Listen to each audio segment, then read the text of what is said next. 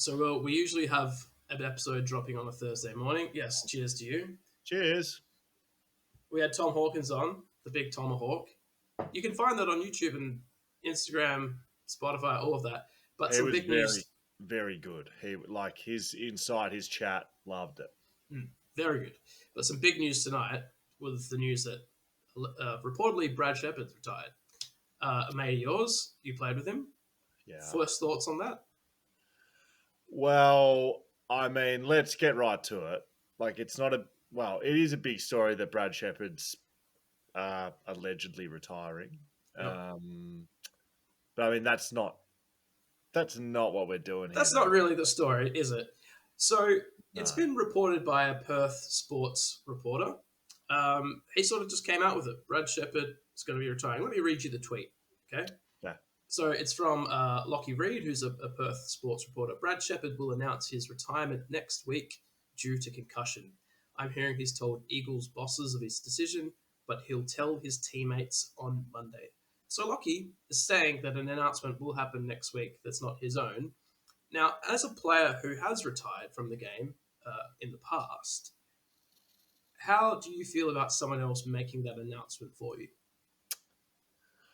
Well, I mean, yeah, it's an interesting one, right? Because on BackChat 2.0, we talk about uh, mistakes and when players or athletes have done things wrong on or off the field. And I spoke about it last week with Tim Payne, spoke about Jordan Ngoe, a couple of examples where I do try to have a balanced view. So I can't do that with athletes. And then journalists, in my opinion, like Lockie, in this instance, has made, in my opinion, a mistake. But with full context, like, he's got a job and a role to play, which is somewhere around there. But it doesn't mean I can't disagree with, I guess, how that's gone about. So, with a balanced view, I think this particular instance, with a retiring player, like this sort of the stuff around Brad Sheppard's been floating around for a while now, right? Yeah.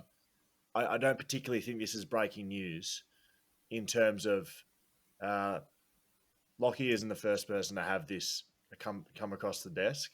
Yeah. He's just been the first person to, I guess, confirm it. So, um, as a recently retired player, look, I'd be pretty shattered if something like this, a confirmation of retirement, hit the media before I had a chance to speak to my teammates. That's pretty much the only thing I'd be annoyed about. Yeah. Fans have got a big part to play in this. So does the media. So does sponsors.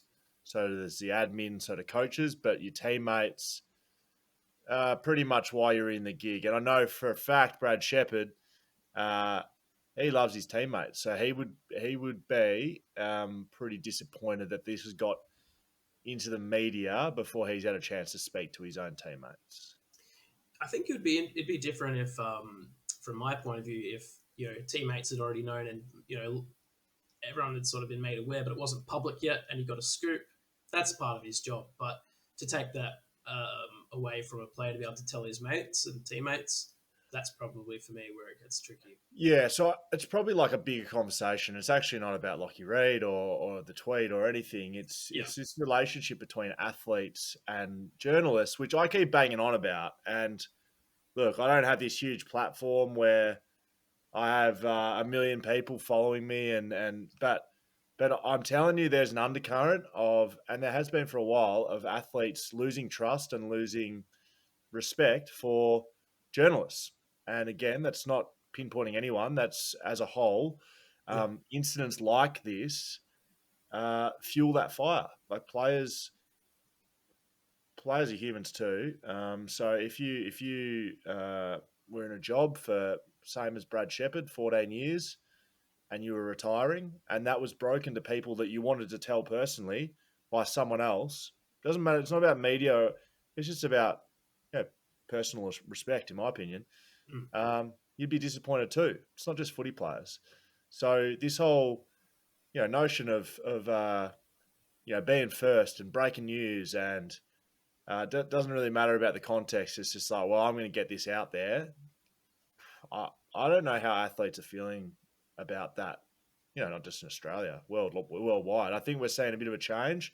Athletes trying to take back the narrative and being able to deliver their own messaging, use their own platforms. Hopefully, platforms like ours, where we're not after a scoop, we're not after a grab, we're not after a breaking news story. Not saying we won't BackChat ever do that, but it's not really what we're about. Hmm. It's the same really with any job. If uh, or life event that someone else got to tell your family or your mates, and you didn't get to be the one to tell them. And it's much the same. It's like you said. It's not really about journalism and athletes. It's about respect for one another and having someone take away a privilege of announcing something like that. I don't know. I would be annoyed Yeah, if I was Brad. yeah.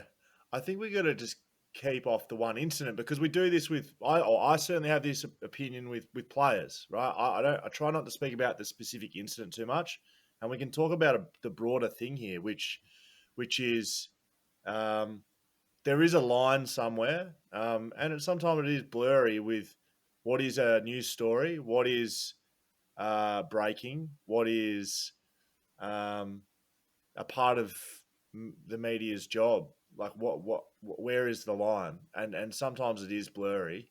Yeah, I think in this instant it's pretty clear, especially for a retirement of a guy that has gone about his business pretty respectfully and probably is due that amount of respect back to be able to, I guess, end on his own terms. So that appears to have been taken away a little bit. But again, broadly speaking, I think athletes should have platforms to be able to make these sort of announcements themselves. And right now, especially in Perth, in Australia, it doesn't really exist. There's not really you got to go through the club channels. You got to make sure it's ticked off with the media. You got to make sure. And then when all that's happening, something like this happens and it gets broken. And I think everyone involved looks pretty silly, really. mm. A lot of the comments on this particular tweet, and I know we're not trying to single on that one thing, but it But did you just keep doing it. happen. But yeah, you keep going. It's good. But the comments on the tweet, I mean, a lot of fans are just like, "Hey, this isn't cool. Like, we don't actually.